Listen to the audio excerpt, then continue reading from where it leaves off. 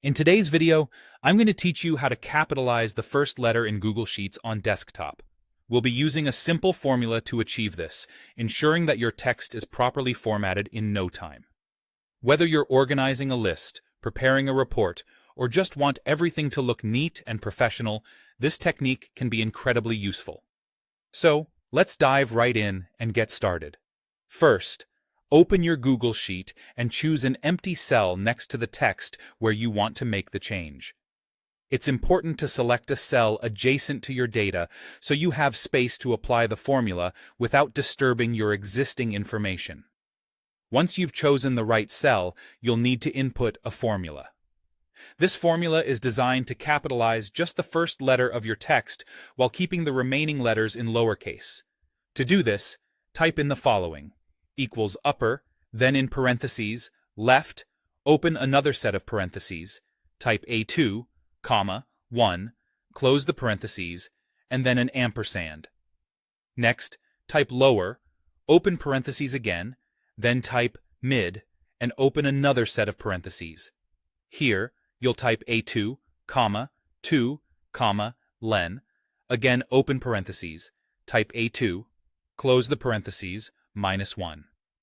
Finally, close all the remaining parentheses. This formula assumes that your original text is situated in cell A2.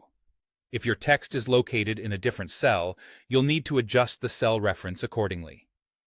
Press Enter to apply the formula.